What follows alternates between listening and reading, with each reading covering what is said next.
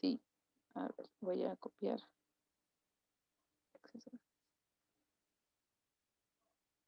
Eh, Además estoy entrando con mi otro usuario, sí, le aviso, señorita, para poder guiarme con las preguntas. Puesta de Aristóteles, pero no es un Aristóteles de los conocimientos, sino es un Aristóteles que habla de la ética. Es un Aristóteles que nos dice, ¿y cómo vivimos de tal manera que no terminamos devorándonos unos a los otros, que no terminamos conflictuándonos o que simplemente estamos en búsqueda de ser felices? Porque es lo que todos queremos, ¿no? De alguna manera haces esto porque sabes que te vas a sentir bien, que te vas a sentir realizado o realizada. O lo haces con pesadez, incomodidad, o bueno, soportas esta incomodidad por algún momento, pero eso no significa que es la meta. Toda persona, todo ser humano hace las cosas con, digamos, dirección hacia algo, la meta. O como se decía en este caso en griego, en este caso el telos, se traducía de esa manera, no piensen mal. ¿Ah? El telos significaba meta, meta, fin o aquello por lo cual día con día realizas acciones, ¿sí? Entonces, de ahí que Aristóteles va a ponerle, sí, le pone a su disciplina teleología o teleológica, porque es una disciplina que está enfocada más a las metas que a la misma acción. Las acciones no valen por sí mismas, sino por aquello por lo que han sido hechas, en este caso. Bien dicho, Carlos, de esa manera. Claro, nosotros lo traduciríamos así en el español. En el griego tendría digamos, un sonido un tanto diferente, pero digamos es similar, es parecido, ¿sí? Telos, meta, telos, fin, o aquello por lo que se hace algo. Así lo traducimos. Doy unos alcances rápidos respecto a la ética, ¿sí? A ver. Hay que hacer una diferencia, digamos así, clara, para que no nos vayamos a confundir, de lo que respecta el trato de la ética frente a la diferencia con la moral. No es lo mismo. Si bien una es, digamos, lo que estudia la otra, no son lo mismo, ¿no? En el Perú estamos mal acostumbrados a veces a decir falta de ética y en realidad debimos acercarnos al término moral, pero pues ya con el uso coloquial ha quedado. La ética es más la investigación que la práctica. La moral es la práctica. Entonces, si nos faltan valores, si nos faltan principios, no nos falta ética. Estamos ausentes de moral. Esa es la gran diferencia. Ahora, entonces, ¿qué es la ética? ¿Qué es lo que hace Aristóteles? Porque Aristóteles no solamente te va a dar normas de vivir bien, sino te va a decir por qué son las mejores. Y eso es lo que hace un filósofo, ¿no? No solamente habla bonito, se expresa, ¿no? Dices, wow, qué gran sabio, sino que te lo demuestra, como en la matemática, ¿no? Tú no le crees a tu profesor porque está ahí, sino porque te demuestra cómo llegar a la resolución del ejercicio. Es lo mismo, todos los filósofos quieren eso. Y como vemos aquí, dice, etimológicamente la ética no es otra cosa que la investigación, el estudio de por qué nos comportamos de tal o cual manera, es decir, de nuestra conducta. ¿Qué guía nuestra conducta? Fácil, las normas. Entonces la ética estudia a las normas. ¿Y las normas a qué pertenecen? A la moral. Repito para que se haga más claro. La ética se pregunta, ¿por qué te comportas de tal manera? A, ¿por qué sigues ciertas normas? O, ¿por qué no las sigues? Perfecto. Estudia las normas. Y a su vez, estas normas pertenecen a la moral. Por ende, la ética estudia la moral. O, ¿por qué es esa moral correcta? Ustedes pueden darse cuenta que los principios, las leyes, las normas que aquí en el Perú son válidas, ni siquiera a veces se acercan a países como Arabia Saudita, ¿no? En donde hay otras normas y hasta un tanto más restrictivas, ¿sí o no? O Corea del Norte, digamos así. Es otro tipo de normas. ¿Y por qué aquí sí son válidas y allá no? porque son otros principios, otros, digamos, fundamentos detrás de las normas. Quizás en Arabia Saudita las normas son así porque hay una religión que las sustenta y pues eso hace que estén en armonía. En el Perú no es tanto así, tenemos como que una mezcla, un mix de cosas que sustentan nuestras normas. Ahí es la diferencia. Entonces, quien se complica un tanto en las preguntas de esto es correcto, esto debió dejarse de lado, sigamos estas normas, esas ya pasaron de moda. Quien se complica haciendo estos debates es la ética. Quien simplemente te dice, sigue estas porque son las correctas, es la moral. La moral no se complica preguntándose, sino simplemente las presenta y espera que la cumplas. Ya eso depende de quién, de cada uno, ¿no? Tampoco es que te obligan, porque tampoco es coercitiva, ¿no? No es una, digamos, norma de vida o muerte, sino que da mucho por nuestro sentido. Pero ¿quién se pregunta si son o no correctas? La ética. Digamos, para hacerlo más sencillo, la ética es la teoría y la moral es la práctica. Por eso dice, la moral es un conjunto de principios, normas, costumbres y valores que rigen nuestra conducta. Nada más. Como acá dice, ven, dice, no está bien molestar, ¿no? Distraerse en clase o gritar, ¿no? Entonces, digamos, es un acuerdo que se tiene en clase, pero en otros pueden haber otros acuerdos, sí. Varían, claro, porque cada norma varía de acuerdo también al lugar en donde se presenta. En el hospital hay otras normas. ¿Para qué? Para que se lleven bien, ¿no? Las personas que se están recuperando, las personas que van a una consulta. Cada sitio tendrá sus propias reglas, sus propias normas, pero que todas se fundamentan en principios de la ética. Es decir, son como que eh, las normas son como que los ladrillos y la ética sería aquello que sostiene esos ladrillos, ¿no? Que los mantiene ahí recios. Por ahí hay preguntas, creo. ¿Todo bien? ¿Sí? Entonces, Aristóteles hace ética, pero te dice también la práctica, cómo debes, ¿no? Hacerla. Habla de las dos. Seguimos, aquí está la diferencia. Teoría, ética, estudia, moral, práctica, porque ya es el conjunto de normas. Y no nos complicamos. Vamos a dejar esto. Y esto es un detalle importante que menciono. ¿Todas personas podemos ser morales? Sí.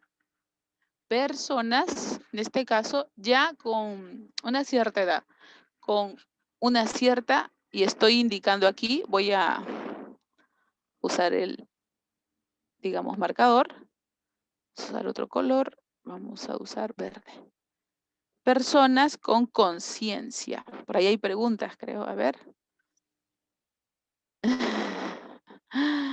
El congresista. Ya, bueno, eso sería otro tipo de debate, más político, pero vamos a mencionarlo, no se preocupen. Porque hoy día también hacemos a John Locke por ahí y menciono algo de Thomas Hobbes y Maquiavelo para que lo tengan presente como la misma línea, pero nos vamos a centrar más en John Locke.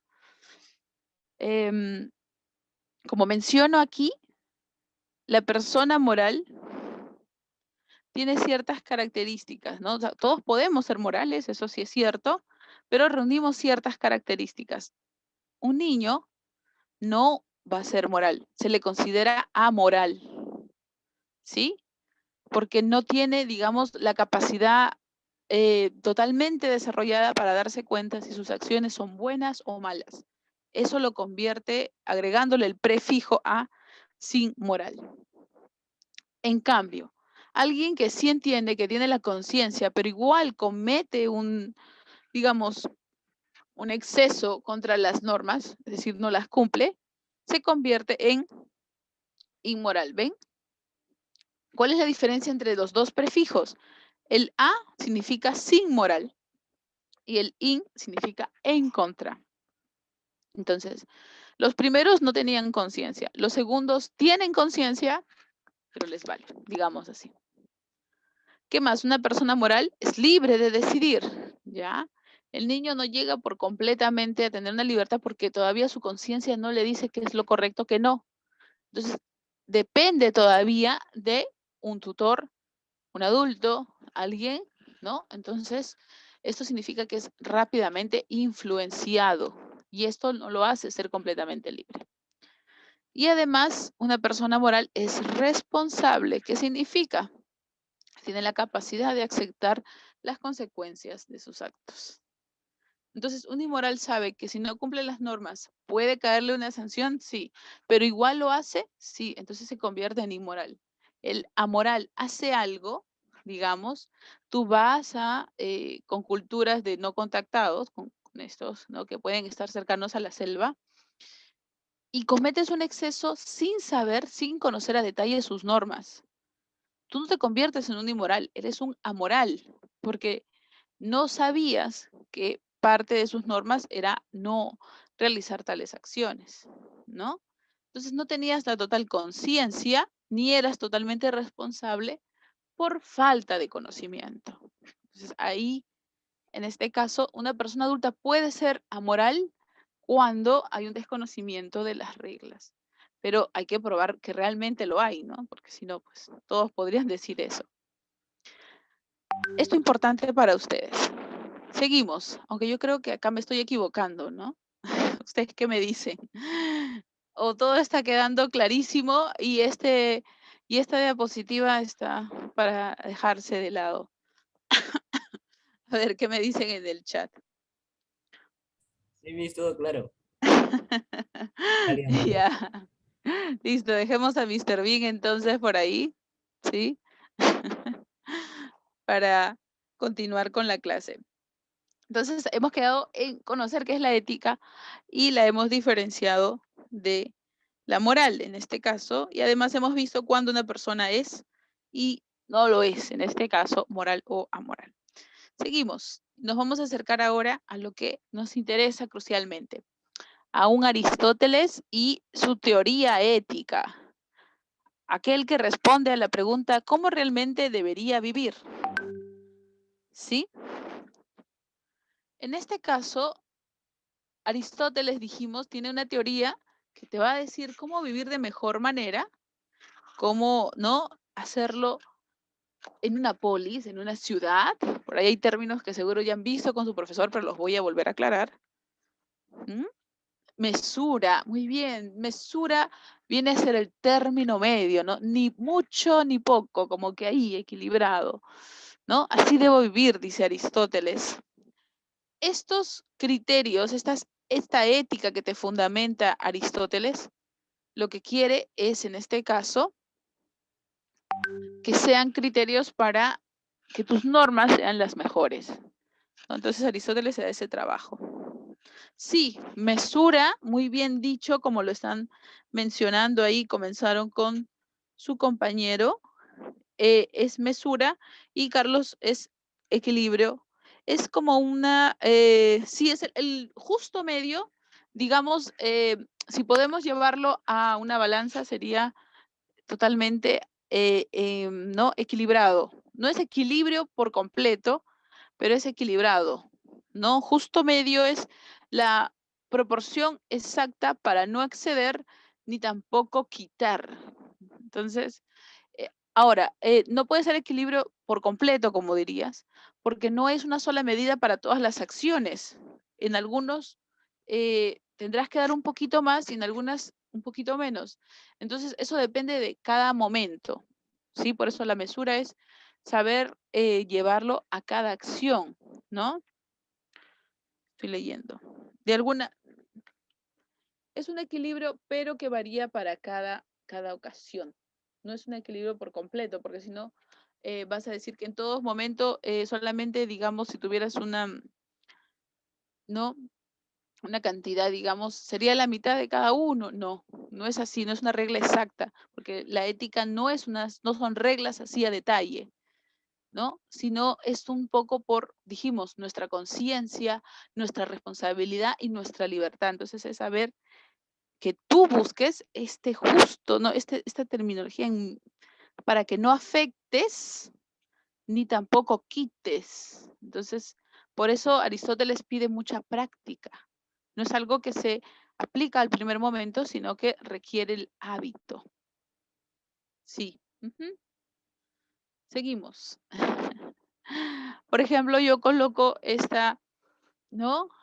Este cómic, Mafalda. Mafalda, claro, aunque Kino ya no está con nosotros, ¿no? Un personaje peculiar que decía, pues, ¿no? Aquí se hacen llaves. Sí, buen día, señor. Vengo a que, ¿no? En este caso, quisiera ella obtener la llave de lo que sería la felicidad. Y el señor, con mucho gusto y un tanto irónico, le dice, claro, nenita, dame el modelo. ¿No? O sea, parece que ella ya sabe cómo obtener la felicidad, solo que necesita la llave. Qué mejor que pedírsela a alguien que realice estos trabajos y él no muy astutamente le devuelve le devuelve la complicación, ¿no? A ver, si conoces, entonces dime cómo es, dime el modelo, porque es algo que todos anhelamos. Y eso es lo que también buscaría Aristóteles, por ejemplo. Seguimos entonces. Como mencioné al inicio, la ética de Aristóteles se le llama así, teleológica, y que viene del término, en este caso, como dije, y por ahí preguntaron si telos, ¿qué significa meta? Digamos, significa aquello que buscas, lo que se busca alcanzar, o lo que se quiere alcanzar, lo que se desea, ¿sí? Día con día, acción con acción, está pensada para realizar esta meta. Ahora, Aristóteles por eso dice que el ser humano es feliz si actúa de acuerdo a lo razonable y no a sus deseos. Entonces, ¿en qué estamos quedando? Aristóteles dice, uno es feliz porque propiamente está buscando eso, la felicidad, pero solo alcanzará a esta felicidad si actúa de manera proporcionada, razonable, ¿sí? Pero ¿cómo podemos ser racionales, no? ¿Cómo podemos ser, digamos, como lo manda Aristóteles? Y para esto dice, ¿no? Para ser racionales, dice, hay que tener en cuenta que ser racionables es a su vez estar en camino de la felicidad. A ver, lo explico de manera más sencilla. Todo humano nace con el deseo de ser feliz, pero en esta búsqueda de ser felices, a veces los deseos no, digamos, nos llaman, nos dicen, tranquilo, tú quieres ser feliz, tienes un instinto de ser feliz, yo te voy a ayudar, síguenos. Pero Aristóteles dice, falso, pasa, next, no, los deseos errados, porque no son realmente la felicidad, son lo que se llama en griego, por ahí vive, hedoné. ¿Qué significa hedoné? Significa placer. Pero Aristóteles no quiere ese tipo, digamos así, de felicidad. Aristóteles dice, tiene que ser una felicidad duradera, tiene que ser una felicidad permanente, tiene que ser aquella felicidad que cuando la has alcanzado, sientes que no necesitas otra cosa. ¿Sí? Eso es muy importante. Por eso no puede ser de los deseos, porque los deseos son esporádicos, mientras que lo razonable es algo permanente. Entonces, por eso dice, ¿cómo puede ser el ser humano para ser razonable en una situación determinada, sabiendo que siempre tiene que buscar lo mejor, la felicidad? No hacemos las cosas haciéndonos daño. Y entonces Aristóteles te da una ayuda. Tú naces con intención de ser feliz. Pues yo te voy a dar una ayuda.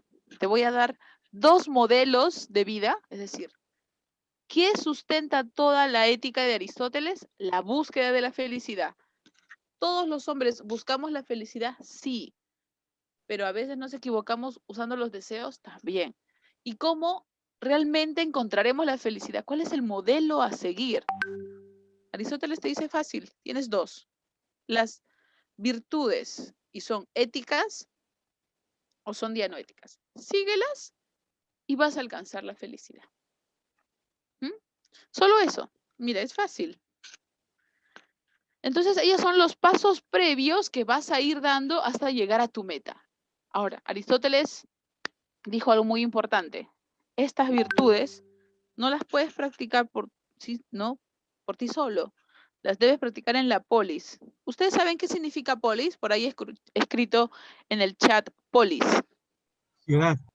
Perfecto, ciudad, ¿no? Es decir, en donde vas a encontrar a otros ciudadanos. Entonces, voy a ser feliz, pero Aristóteles agrega algo. Todo hombre es un zoón politicón. ¿Qué quiere decir? Que nace para vivir con otros, nace para vivir en la polis, nace para vivir en la ciudad. Por tanto, estos modelos de vida yo los practico en la ciudad, en donde finalmente seré feliz. Solo no. La autarquía, digamos, el ser paria para los griegos es imposible de pensarse. Siempre vivimos en diálogo con otros. Ahora, ¿cómo lo hacemos de mejor manera? Sigamos a cualquiera de estas dos virtudes. La primera, rapidísimo para que no se compliquen, consiste en el dominio de la parte irracional. Como dijimos, nacemos siempre y los deseos están ahí, ¿no? Que nos llaman, que nos dicen, ven, acércate a nosotros. Pero para evitarlos, por ahí habían dicho al principio esto, está que tú adquieras el uso de la racionalidad. ¿Esto qué significa? Que frente a los deseos de mucho o poco, practiques, como bien lo han dicho, el justo medio. A ver, digamos así. Tú quisieras que, ¿no? Digamos, hacer un gasto. Tú quieres practicarlo de manera virtuosa y ética, ¿ya? Aristóteles te dice, busca el justo medio. ¿Qué significa? Ni excedas, más allá incluso de lo que no tengas, no te quedas endeudado hasta en los dientes, ni tampoco, ¿no? Seas muy, digamos, mezquino o mezquina con los gastos necesarios, ¿sí? Por eso muestro esto, ¿no? Ni exageradamente, ni muy poco en términos de gastos. Moderarse, claro, pero esto varía de persona a persona. Por eso yo digo que no es un equilibrio exacto, porque no todas las personas tendrían el mismo equilibrio. Esto varía de acuerdo a cada situación y a cada persona, pero siempre tratando de buscar este equilibrio, ¿no? Imagínate que estás con tus compañeros, con amigas, imagínate que no hay pandemia, y están caminando y de un momento a otro, ¿no? Tú ves que extrañamente se les van a acercar unas personas y cual gato te pones en alerta, no te erizas porque algo no te gusta de esa situación. ¿Qué diría Aristóteles? Que midas las fuerzas, si los ves superiores, pues lo mejor sería no exponerse mucho, ¿no? Digamos así, evitarlos y si ya no se puede, salir lo menos lastimado posible, ¿no? Ahí. Pero tampoco diría, ¿no? Aristóteles, ¿no? Que busques ese término, tampoco diría, ¿no? Tranquilo, tú enfréntate a todos y que mientras lo haces te graben y lo subes al TikTok. No, tampoco porque eso es un exceso. O tampoco diría Aristóteles, ¿no? Antes que se den cuenta tus amigos, tú cruza y, ¿no? Retírate de la situación. No, pues porque eso sería ser un cobarde, el otro sería ser, digamos, alguien ya demasiado, no, echarse a correr, por ahí dicen, ¿no? Claro, ¿no? Ya más allá de lo común, lo que diría Aristóteles sería ser valiente, ¿sí? Ni exagerada, ¿no? Ni muy poca, sino el justo medio. Esa es otra situación, por ejemplo. No es la misma que la anterior. Muy sagaz serías por ahí, ¿no? Si te quieres enfrentar tú solo a 5. Correr. Claro, eso no, pues, eso no sería. Eso sería no ser ya demasiado temeroso, ¿no? Pero tú sales bien, dices. No, Aristóteles decía, estás yendo contra las virtudes éticas. Entonces, eso es muy importante. ¿Y cómo sé que las estoy haciendo bien? En este caso, el modelo de lo ético. Practica, practica y practica, te va a decir Aristóteles, hasta que en algún momento estas van a ¿no? A salirte de mejor manera. Y termino con Aristóteles diciendo esto. Las virtudes dianoéticas, a diferencia de las primeras, ya corresponden a una parte más elevada de cualquier persona, a su parte netamente racional. Es decir, primero la dominaste tu parte, digamos, pasional, la parte sensitiva. Ahora que ya está en dominio, que ya estás como que en un nivel más, en la parte racional ya vas a poder realmente alcanzar la felicidad total. Aquí estabas acercándote, aquí ya la alcanzas. ¿Y cómo adquiero este tipo de virtudes? Ya no practiques, ahora investiga. Eso te va a decir Aristóteles. Trata de entender por qué la justicia es justicia. Si varía en algunas otras ciudades. Si tú ves actos que se dicen llamar justicia, pero realmente no lo son. Entonces, cuando empieces a indagar, a preguntarte, a querer saber más, te estás acercando al segundo modelo de Aristóteles, las virtudes dianoéticas. No todos alcanzan ese nivel, dice Aristóteles. Este es un nivel muy elevado y es por eso que las virtudes de aquí son la prudencia, es decir, ser moderado de manera inmediata, y la sabiduría. ¿Mm? Acuérdate, los dos modelos son importantes, pero este como que te da el calentamiento, lo alcanzaríamos todos, pero este es el nivel más elevado, las dianoéticas. Regresemos entonces, dejemos aquí nuestra diapositiva y vayamos a las preguntas que corresponden a Aristóteles.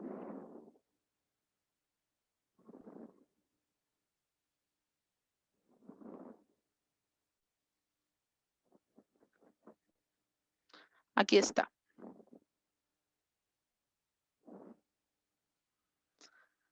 Lee atentamente el texto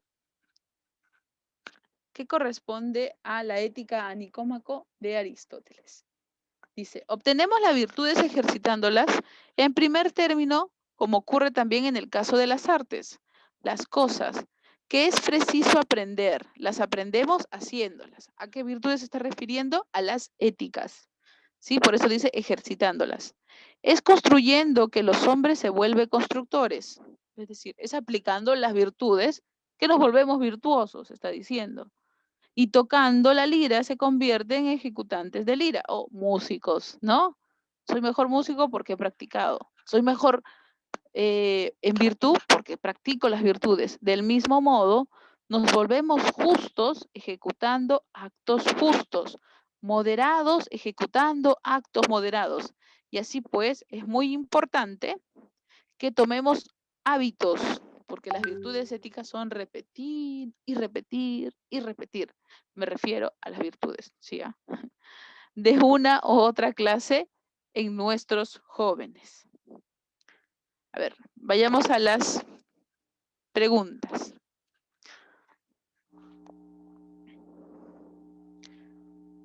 Del texto, ¿se puede deducir que para Aristóteles la felicidad consiste en...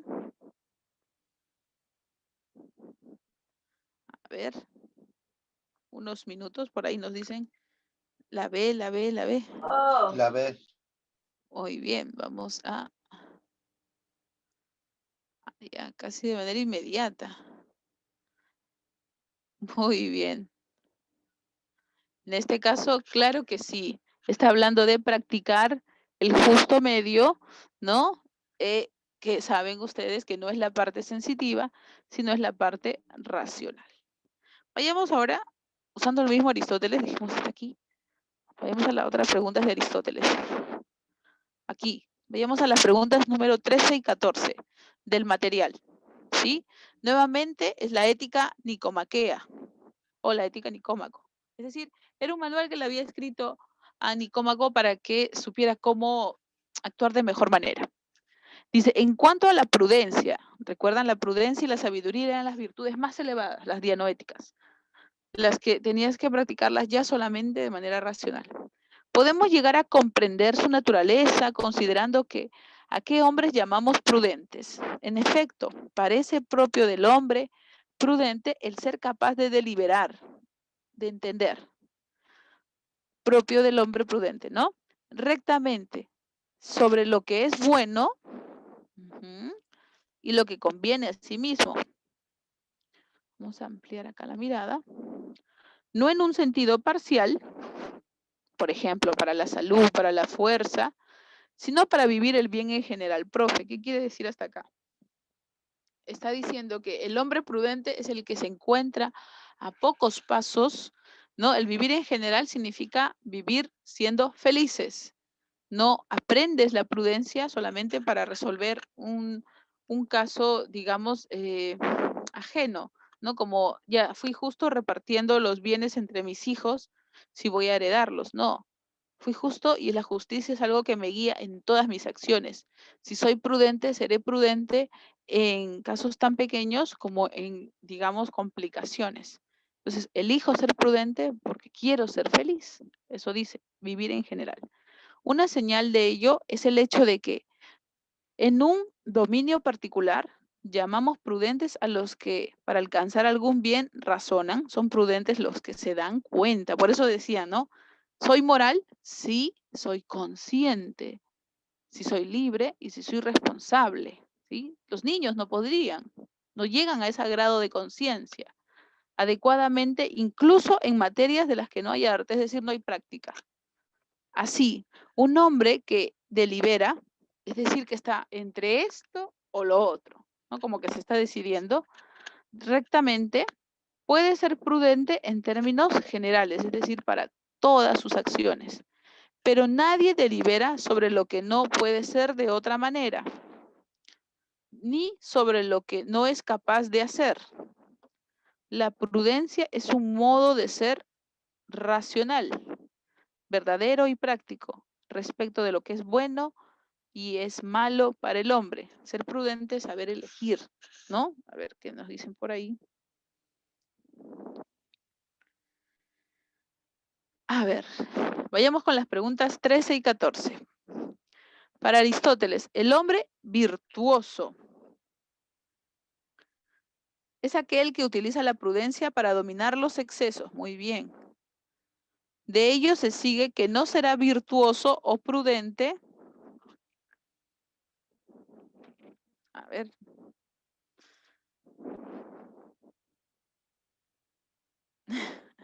Y es moral cuando le conviene. Entonces no es prudente, porque si le conviene ya deja de ser. Tiene que hacerlo en todo. Ahí sería un caso de no prudencia. Está muy bien lo que dices por ahí.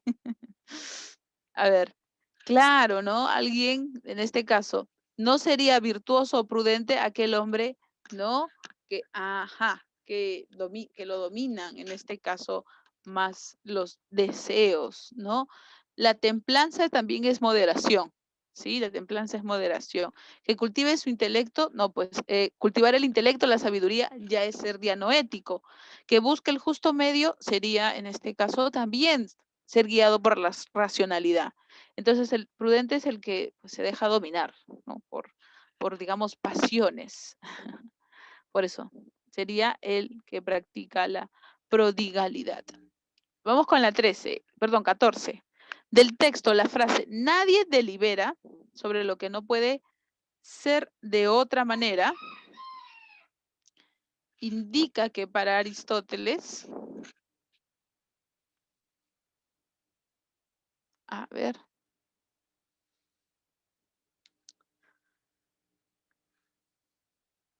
eso nos lo dice acá, ¿no? Así un hombre delibera rectamente que puede ser prudente en términos generales, pero nadie delibera de lo que no puede ser de otra manera, ni sobre lo que no es capaz de hacer, digamos.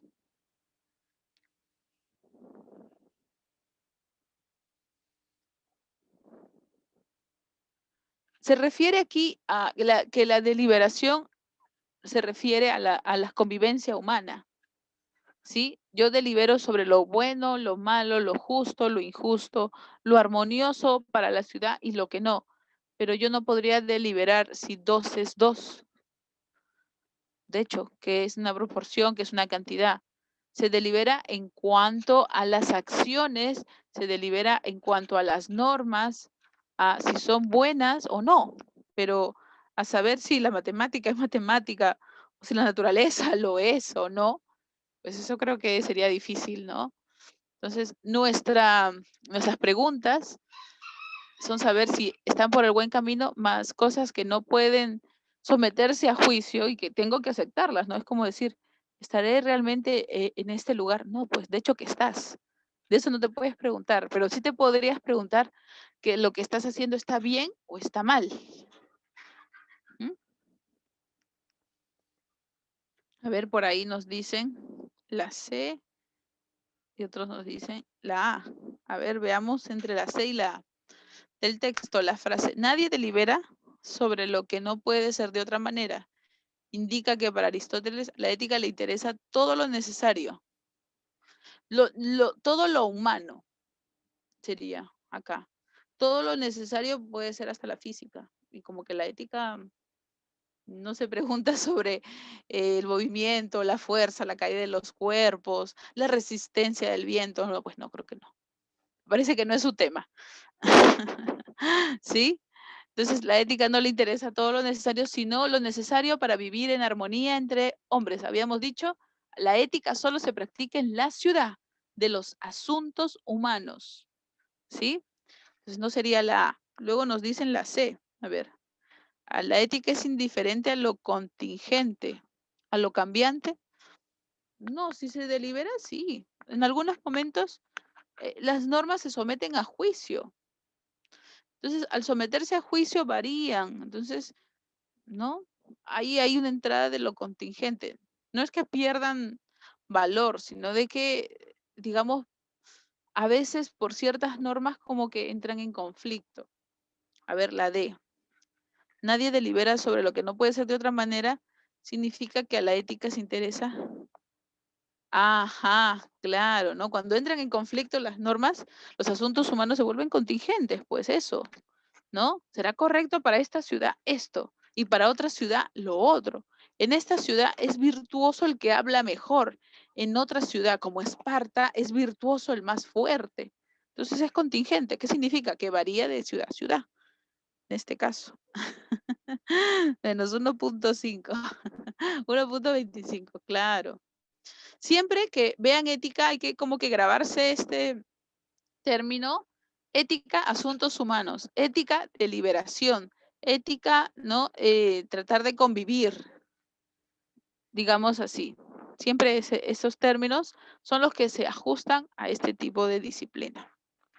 ¿Sí? Entonces hemos resuelto bien las preguntas de nuestro amigo Aristóteles.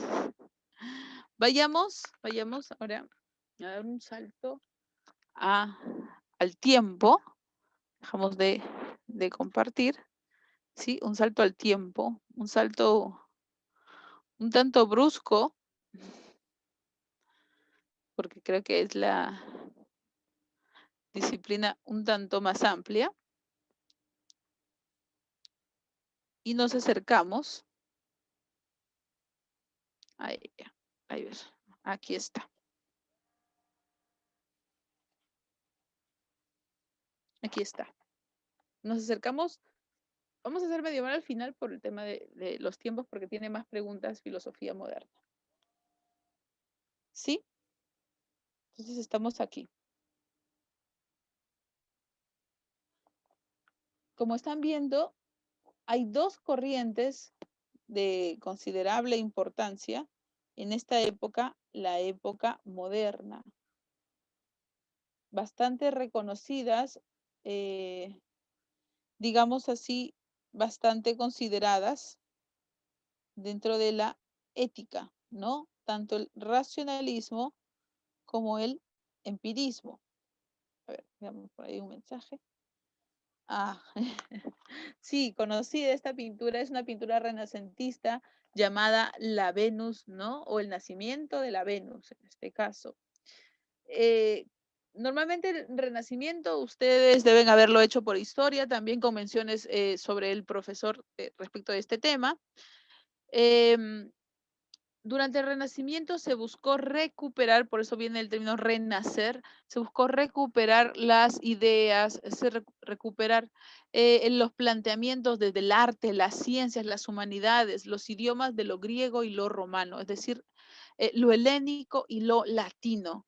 Incluso la apariencia de los dioses, como durante el Renacimiento todo giraba ya no en torno a Dios, eso que lo vamos a ver en medieval rapidísimo, rapidísimo, sino en torno al hombre y su racionalidad, incluso los dioses tomaron forma humana. Por eso es que la Venus es una mujer, ¿sí? No sería en este caso simplemente un dios, sino un dios. Muy bien, antropocentrismo. Los dioses cobran forma humana. Entonces es una mejor manera de expresarlo que esta pintura, ¿no? Renacentista porque esto es bien, bien detalle de esos tiempos, ¿no? Lo griego en respecto de algunos detalles, pero de ahí los ángeles y eso es meramente renacentista. Seguimos. La filosofía moderna, que, ¿no? En este caso, fue conflictiva, ¿no? Así como están viendo acá. Los filósofos buscan suelo firme para el conocimiento y algunos lo hallan en las matemáticas, en este caso, ¿sí? Y otros lo hallan en el conocimiento de los hechos mismos. Es por eso que durante la filosofía moderna se dividen en dos grandes grupos muy conocidos y de un conflicto que pues hasta este tiempo continúa.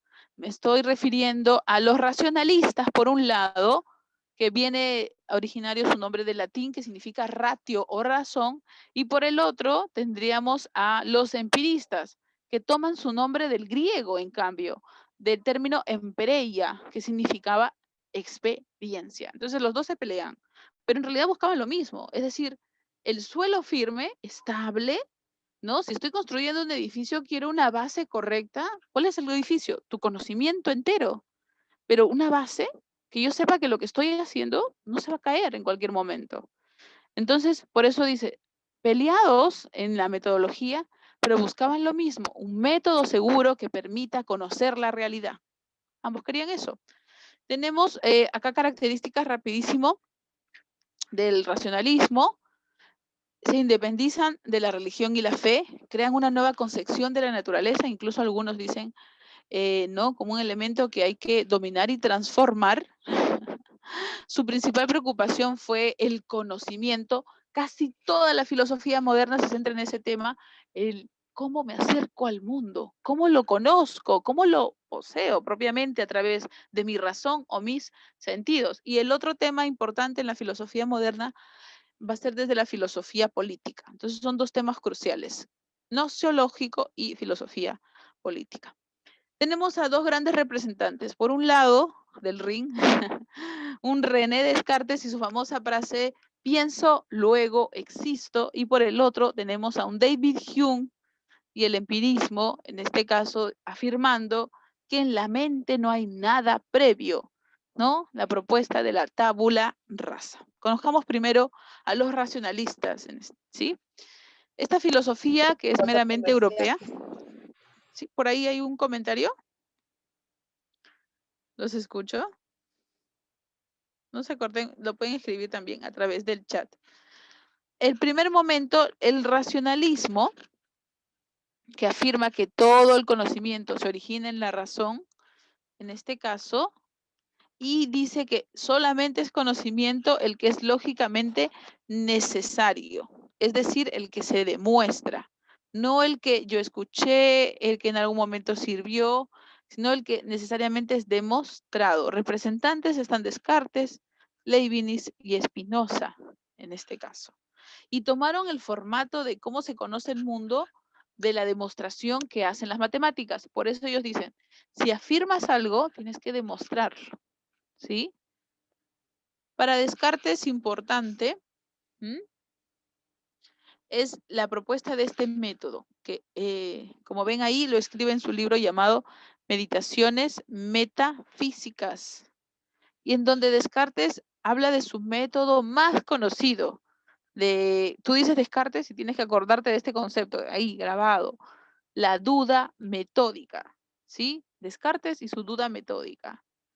Y su única amiga, porque Descartes llegó a dudar tanto que se quedó solo. Pero hay que acordarnos de Descartes y la duda metódica. ¿Cuál fue el objetivo de este método? Pues era alcanzar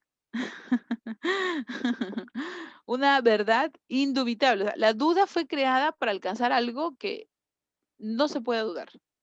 Un tanto paradójico, ¿no? Tú creas una duda para llegar a encontrar algo de lo que no puedas dudar. Sí, Descartes buscó una certeza y para eso creó esta duda o este método que tiene, ¿no? Como están viendo, 1, 2, 3 y 4 pasos. Solo 4 pasitos, rapidísimos.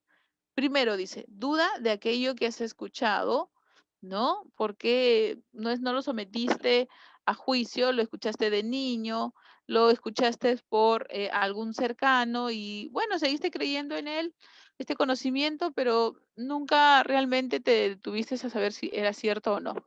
Como cuando alguien te contó, y en esa casa sucedieron estas cosas, qué peligroso, ¿no? Y se creó toda una historia y todos lo compartían y en el barrio era la historia conocida y nadie sometió a juicio eso. Entonces, ese es un conocimiento adquirido socialmente. 2, duda de la verdad de las cosas sensibles.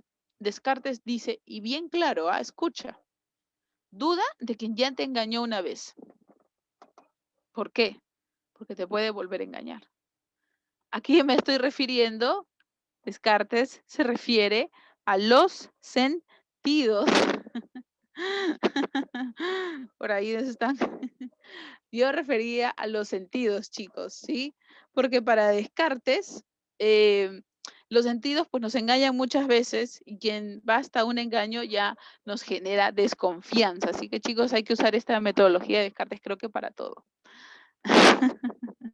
¿Sí? A ver, seguimos entonces. Tercer paso de la duda metódica, dice. Duda de que existe el mundo, porque ya no tiene sentidos. Desconfías de ellos y de todo conocimiento que te brindan. Entonces, la pregunta que se hace Descartes, ¿y cómo sé que en este momento yo estoy despierto y realmente no estoy en un sueño o estoy en el sueño de alguien? ¿Cómo salgo, no? No digas, me peñisco y desperté. No, porque ya no puedes confiar en la información de tus sentidos. ¿Cómo tú diferencias el sueño de la vigilia? Es decir, de estar despierto. ¿Mm? ¿Cómo sales de este sueño eterno? Descartes dice, no hay manera. Por tanto, quizás el mundo no exista y solo sea un sueño. Y termina Descartes diciendo, duda de lo más seguro que has tenido hasta ahora. ¿Qué? Las demostraciones matemáticas. ¿Por qué? Pues es lo más seguro, porque es algo que tú podías evidenciar, mostrarle a alguien, dar pruebas. Sin embargo, dice Descartes, existe con nosotros un genio maligno. El genio maligno es aquel que siempre te está hablando al oído una y otra vez y te dice que te equivoques, desconfíes, ¿no? Que tomes una, digamos, respuesta errada y por tanto tus matemáticas no son fiables. Duda incluso de ellas. Pero en todo este proceso termina Descartes diciendo, aquí sentado frente a su chimenea, he dudado de mis creencias, he dudado de mis sentidos, he dudado del mundo y de las matemáticas. Por tanto, estoy dudando. Y si dudo, no tengo cuerpo, pero por lo menos sé que estoy dudando. Entonces, estoy pensando. Y finalmente, eso me hace existir. Recuerda, dudaste de todo. Eso afirma que piensas. Si piensas, por tanto, existes. Como una mente, como una res cogitans, dice él. Pero por lo menos existes. Lo demás puede desaparecer, pero tu propia duda, no. Ese es el método de Descartes. A ver, por ahí leo algunos comentarios.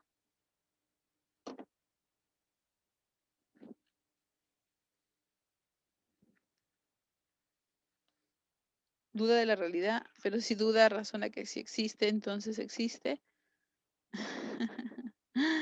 Entonces hay algo perfecto, este debe ser Dios. Muy bien, por ahí nos está completando Linder la propuesta, ¿no? Claro, Dios no me engañaría, exacto. Finalmente Descartes recupera el mundo, recupera sus sentidos, recupera sus creencias de alguna manera, pero no por sí solo, como dice, ¿no? Como lo dice Linder ahí, en este caso, yo no sería imperfecto, pero puedo pensar en la perfección. ¿Por qué puedo pensar en la perfección? Porque hay alguien que hace que esas ideas estén en mi mente. ¿Quién es? Dios. Dios me permite pensarlo y Dios no me engañaría, no dejaría que el genio maligno tampoco lo haga. Recupero las matemáticas. De igual manera, no dejaría que esté siempre, ¿no? Desconfiando del mundo, de su creación, y aparece el mundo. Si existe el mundo, tengo que percibirlo. Por tanto, tengo sentidos. Sí. Eso es lo que... Entonces, Descartes primero descubre su existencia y luego Dios es quien le ayuda a recuperar todo el conocimiento. Pero él llega a afirmar que primero son las ideas y luego son las percepciones. Aquí está. Pienso, luego existo. Dios existe. ¿Sí? Somos seres imperfectos y el mundo existe, porque si no existiese, Dios nos estaría engañando, pero como Dios es perfecto, no nos podría engañar, ¿no? Similar a lo que ha dicho su compañero. O dicho en latín también, pienso, luego existo, como cogito ergo sum. Sí, Descartes era religioso, eso sí. Pues por eso usó esta idea.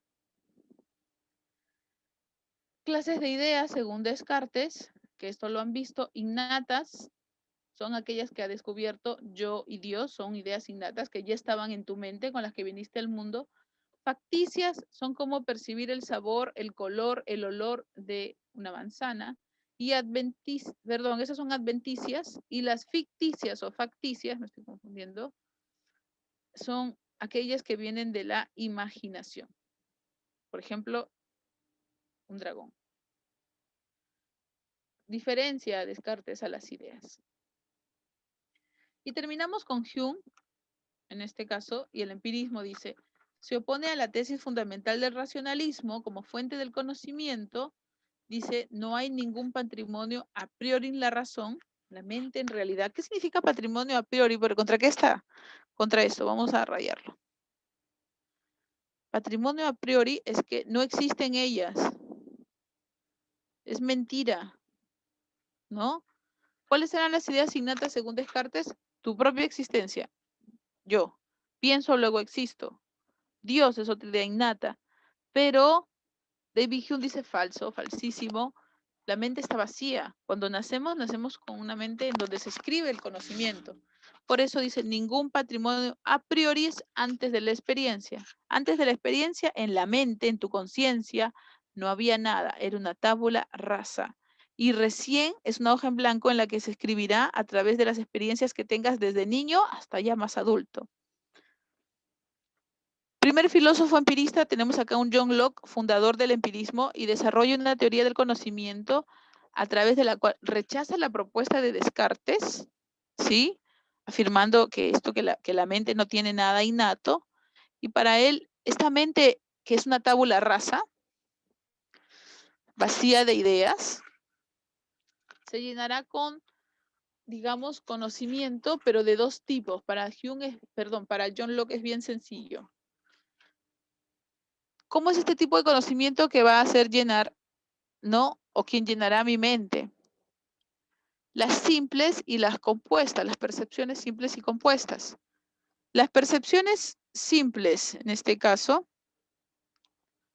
nacen del contacto directo entre como dice aquí, nuestros sentidos. Yo cuando observo algo, contacto directo, ¿sí? Entre nuestros sentidos y el objeto.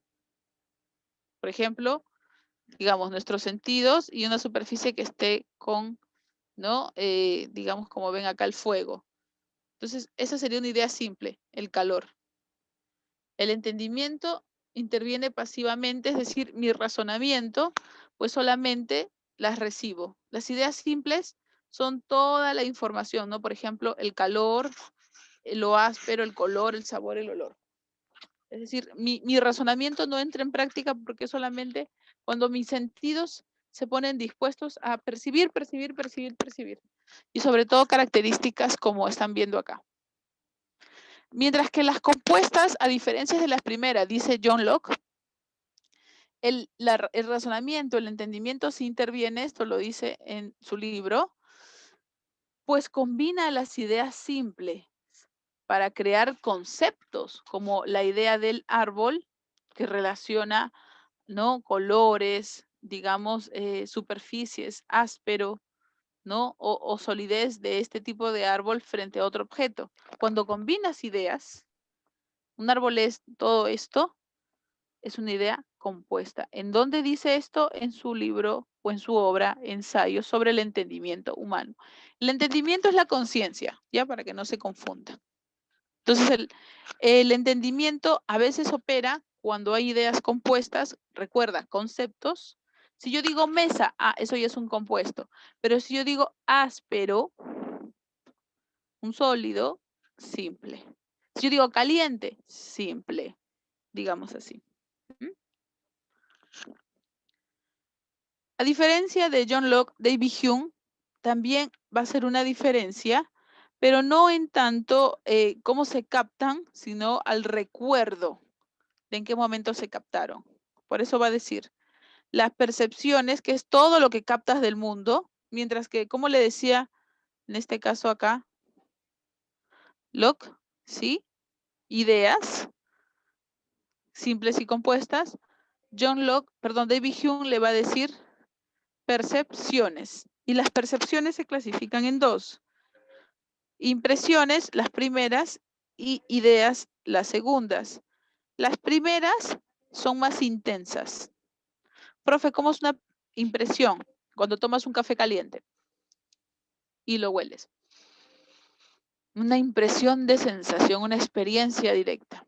Pero estás en clase, tienes sueño, ¿no? Estás que te caes de cansancio, has estudiado mucho, pero ¿te acuerdas que a las primeras horas del día tú habías tomado una deliciosa y tibia taza de café y sin percibirlo en ese momento recuerdas el olor y hasta, ¿no? Lo tibio de ese líquido y te hace sentir bien? Entonces eso dejó de ser una impresión y se convirtió en una idea, ¿sí? Un golpe. Un golpe es una impresión de sensación. El recuerdo del golpe para que no vuelvas a cometer el mismo error es una idea, ¿sí? Y esta de aquí, de reflexión, normalmente también cuando tienes una impresión de algo, por ejemplo, este café, puede hacerte sentir, digamos, bien. Puede hacerte incluso sentirte un tanto añorante, ¿no? Estos sentimientos que no son recuerdos, sino que vienen acompañando a las sensaciones, como cuando en este momento ves a alguien, que no veías hace mucho tiempo, y entonces su imagen no solamente es a través de los sentidos que lo percibes, sino todo tu cuerpo, ¿no?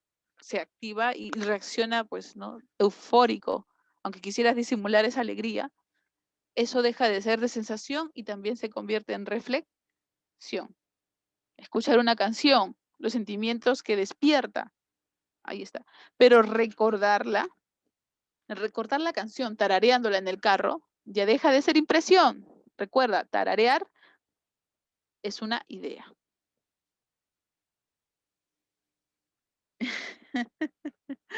Frente al café, el agua de caña. Muy bien. Y para David Hume, primero son las impresiones, luego las ideas. Para John Locke, primero son las ideas simples y luego las compuestas, ¿sí? Y además algo termino importante para David Hume, critica aquello, ¿no? Por ejemplo, la idea de sustancia, dice, comúnmente hemos creído que este concepto sustancia o esencia existe, pero nosotros debemos solamente aceptar aquello que tiene que impresiones, que han sido de sensación, o ideas, que han sido el recuerdo de una impresión. Pero la idea de sustancia o la idea de esencia, yo lo busco en el mundo y nada puede percibirse como esto. Entonces, no puede ser algo verdadero, no existe impresión alguna de ella. ¿Sí? Dejemos esto acá y vayamos a las preguntas.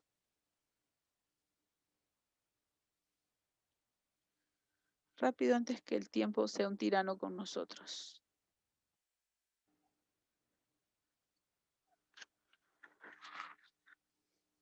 A ver. ¿Qué tenemos? Ya, aquí está. Tenemos a un John Locke, ¿sí? Ah, no, este está en la segunda hoja, la primera hoja. Ya, aquí es. Acá. Respecto del método cartesiano, respecto del método de Descartes, a ver. ¿Sí? Respecto del método de Descartes. ¿Qué nos dicen ustedes?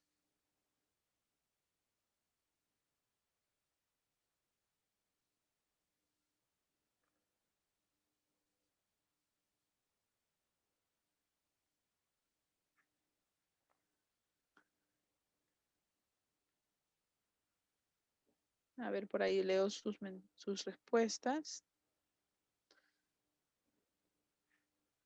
Ah, ya, BF, la B nos dicen BF.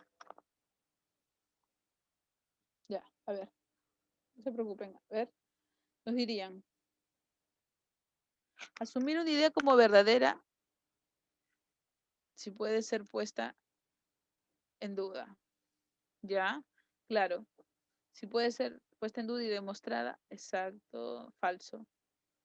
Descomponer una dificultad a sus elementos más simples. Sí, ese es el método de Descartes. Comenzar por lo más complejo para ascender a lo más simple, esto es falso. Comenzar por lo más sencillo, que es, digamos, ¿no? El análisis. Comenzar por lo más sencillo hasta lo más complejo. Enumerar y revisar el procedimiento a fin de no cometer omisiones en este caso. Sí. Entonces, descomponer, ¿no? Comenzar de manera contraria, falso, ¿no? Acá está falso, verdadero, ¿sí? Falso. Y la última es verdadera. Correcto. Ahí veo muy bien. Sería la B. Uno de los objetivos de la filosofía cartesiana fue elaborar un nuevo procedimiento de pensar que clasificaría la ciencia y racionalmente el saber filosófico para descubrir y sistematizar los conocimientos. Descartes llamó a esto, muy bien, por ahí nos dicen, de la duda metódica. Perfecto. 7. Respecto a la teoría de John Locke, señale la secuencia verdadera y falso. El método del empirismo es el deductivo, en este caso, no, parte de los casos particulares, no de ideas generales, no es y deductivo es ideas generales, parte de la experiencia en particular, de lo simple a lo complejo, sería el inductivo. Dice, la sustancia es uno que no sé qué, que subyace ya en medio de las cualidades. El Estado debe tender a la libertad, ya eso lo vamos a hacer con política. Luke es considerado el padre del liberalismo, eso sí es cierto. La libertad es igualdad son naturalezas del hombre. Sí, y esto es un tanto política y el tiempo nos ha superado en esto, pero sí, John Locke era el padre de lo que se llama el liberalismo, que decía todo hombre, menciono esto, nace con 3 derechos antes de que exista el Estado. El derecho a la libertad, ¿sí? El derecho a la propiedad privada también, en este caso, ¿sí? Y a la vida. Son 3 derechos fundamentales. Nadie puede transgredirlos y John Locke decía, ¿no? Antes de que exista el Estado, existió el estado de naturaleza y los hombres tenían estos 3 derechos.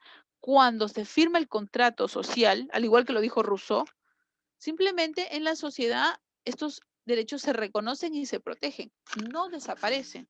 Y si el Estado no protege estos derechos, por eso dice John Locke, pues el Estado, pues habría que cambiarlo, ¿no? Porque el Estado es, digamos, un administrador de estos derechos, mas no puede oponerse a ellos. Por eso se le llama el padre del liberalismo. Entonces, de acuerdo a eso, veo sus respuestas. Sí. Yeah. C, nos dicen por ahí. Y en este caso, sí, 7 sería la C. La libertad y la son naturales del hombre y es el padre del liberalismo. Las últimas dos son verdaderas. Y la primera sería falsa en este caso. Sí, correcto. Sería la C. Vamos con la número 8. Del texto, si el conocimiento se origina por la experiencia y por lo tanto el hombre al nacer es un papel en blanco, miren, no tiene sentido que alguien se jacte de tener alguna idea o virtud innata. Consecuentemente, esto nos decía Hume, ¿recuerdan? Si conocemos, si el conocimiento se origina por la experiencia y por lo tanto el hombre nace, ¿no?, en un papel en blanco, no tiene sentido que se jacte.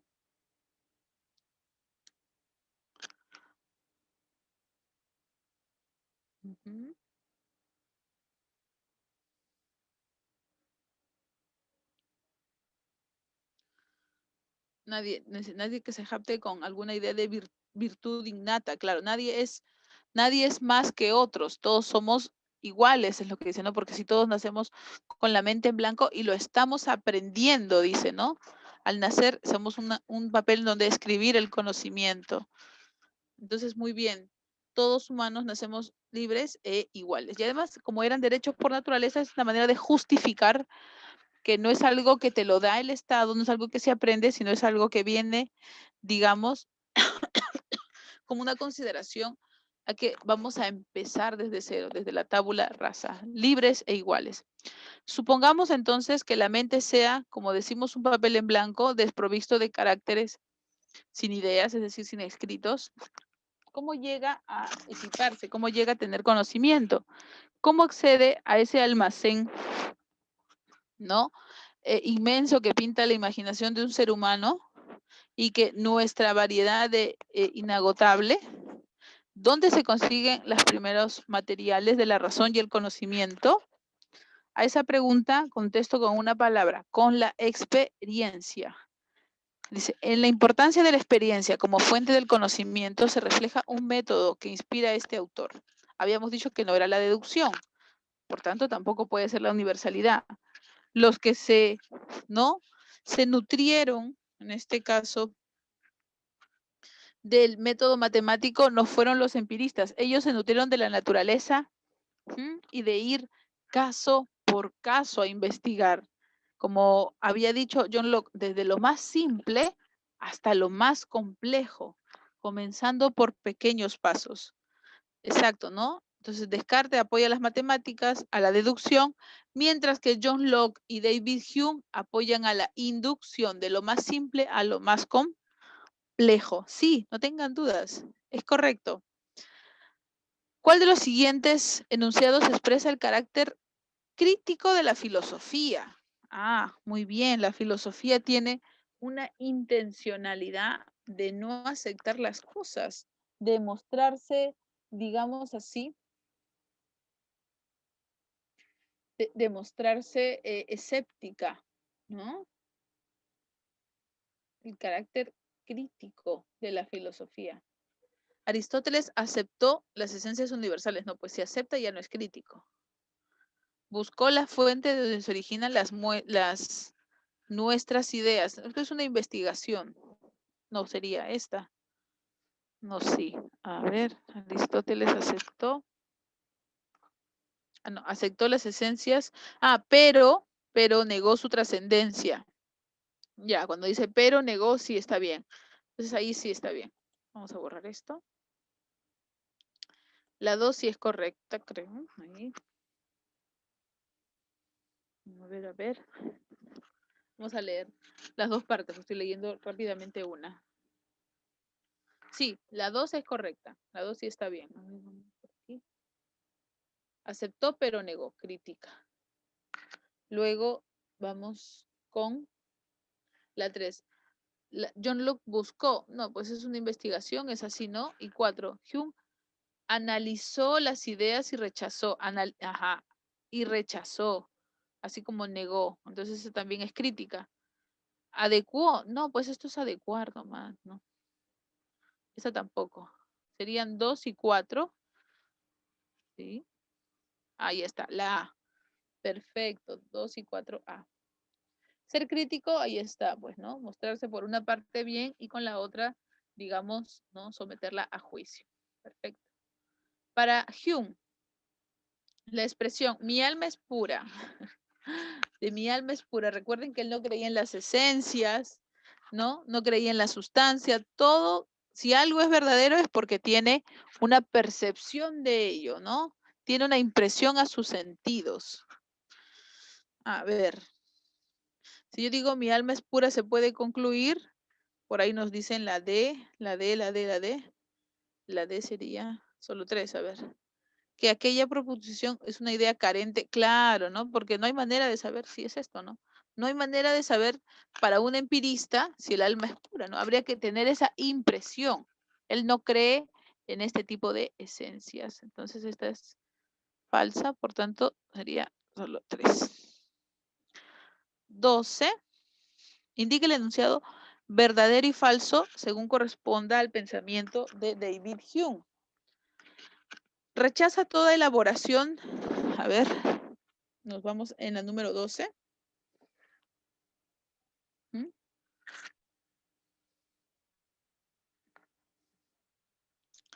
A ver, rechaza toda elaboración que no corresponde, ya, muy bien. Plantea que lo mejor para un Estado, ya, sí, División está a favor de la democracia.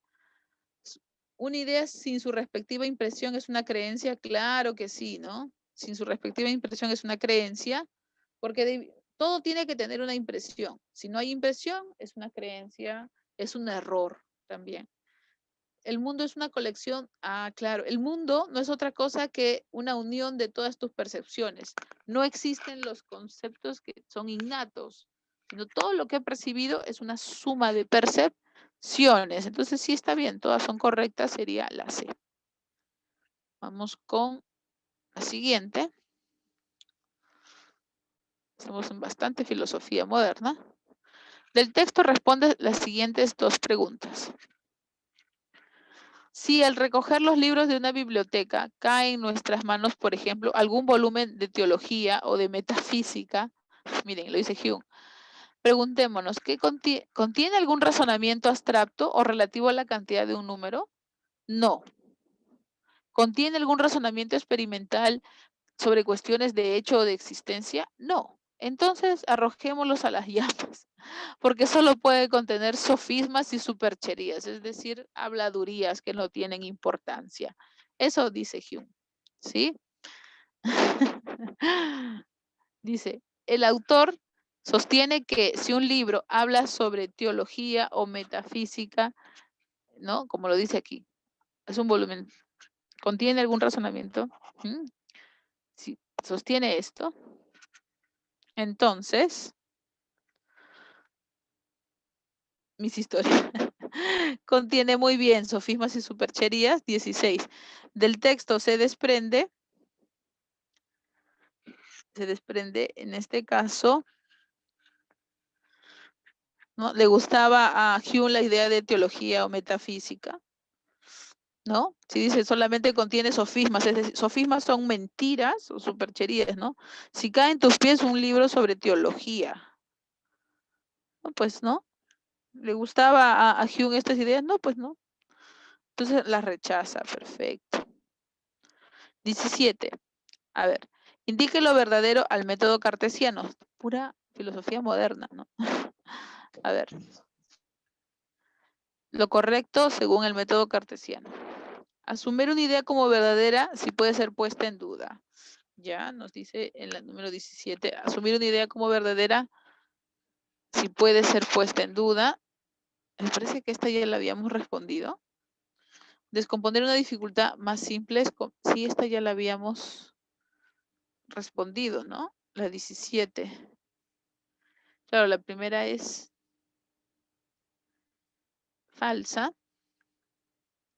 La siguiente es verdadera. Comenzar por lo más complejo, esto es falso, sería sí. Y lo siguiente, lo último, sí es verdadero. Sería la B. Sí, me parece que ya estaba antes. Respecto de la teoría de John Locke, señale la verdad o lo falso. Esta también. Me parece que esta ya estaba. El método del empirismo es el deductivo, no es el inductivo.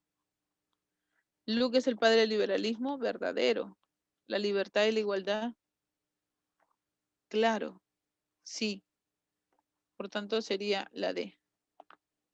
Sí, esa ya la hicimos. 17 y 18 están repetidas.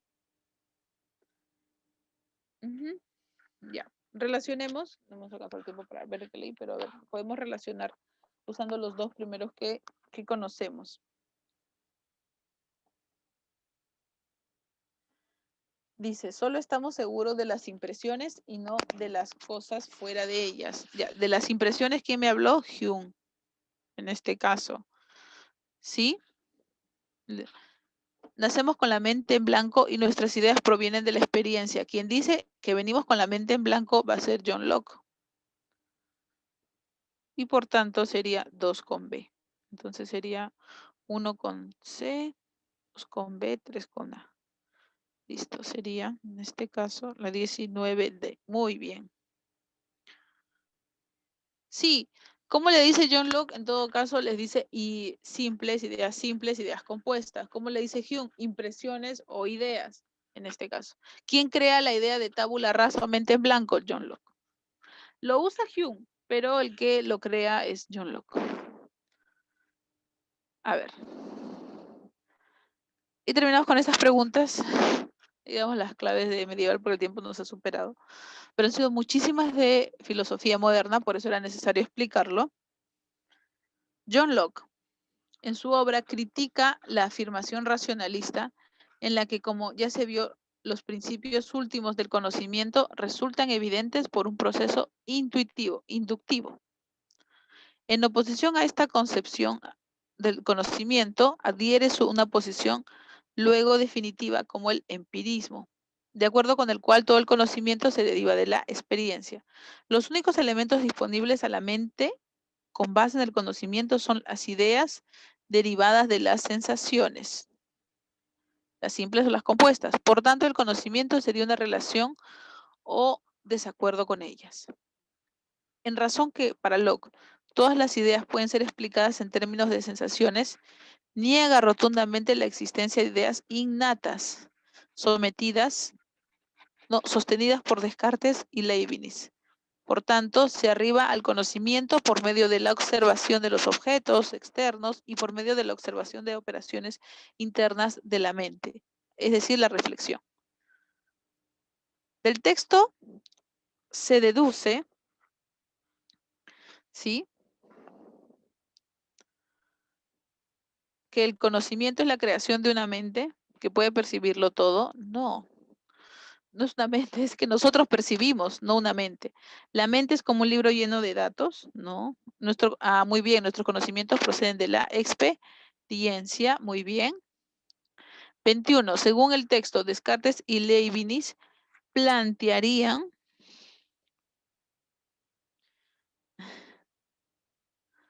a ver, según Descartes, claro, el primero era Berkeley, muy bien, claro. Una mente que lo pueda conocer todo, sí. Descartes Descartes y Leibniz. ¿Sí?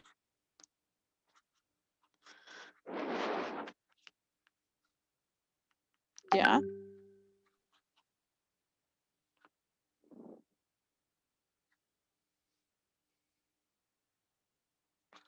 Ah, lo dice al final.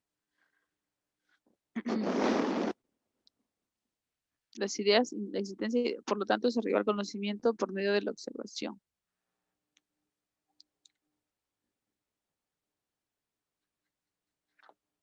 Sí.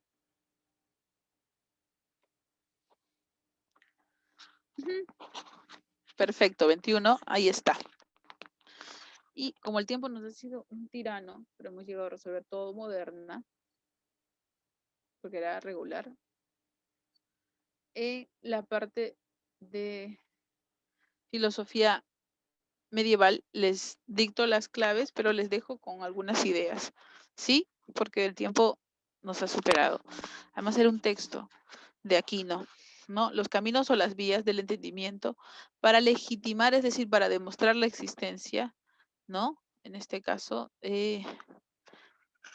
como ven aquí, es el texto sobre las vías de la existencia de Dios, serían el 2, La D, hay que ser humildes. El 3 es D, es a priori. El argumento ontológico de San Anselmo es a priori o de Anselmo. Y la número 4 es la A. ¿Sí? Repito, 2D, 3D y 4A.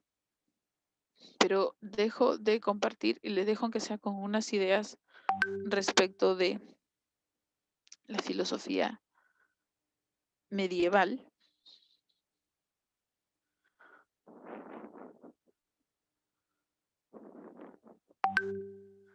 Porque el tiempo nos ha sido un tirano. Pero bueno, eran 3 preguntas a diferencia de las otras que eran más de 10. Solamente mencionarles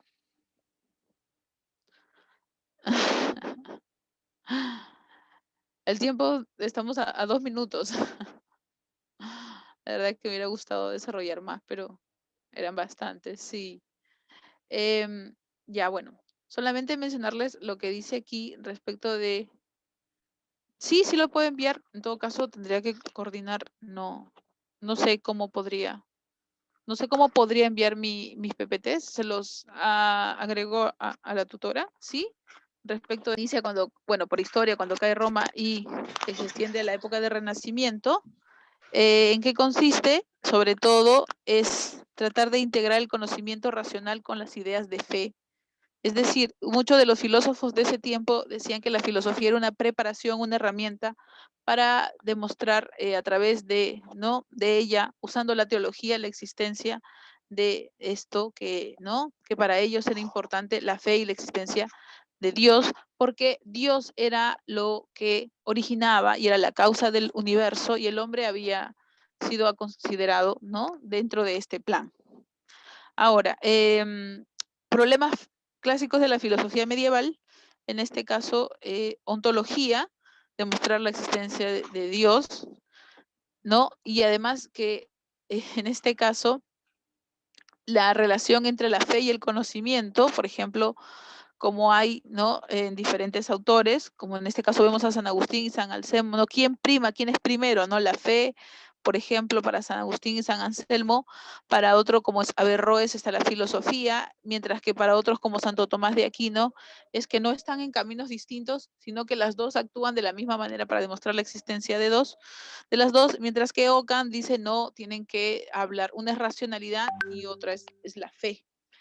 ¿No? Otro tema importante en esto es la antropología, es demostrar también la propuesta de cómo es el alma y la ética de los principios que están guiados por esto que es la fe.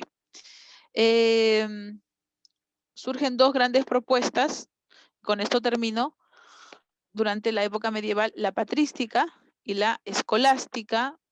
La patrística, representante San Agustín, como ven aquí, ¿no? influenciado por la lectura de Platón, mientras que la escolástica está Tomás de Aquino, influenciado por la propuesta de Aristóteles, como ven, ¿no? Los universales de la escolástica, el modelo incluso de enseñanza, la patrística, a diferencia de la primera, ¿no?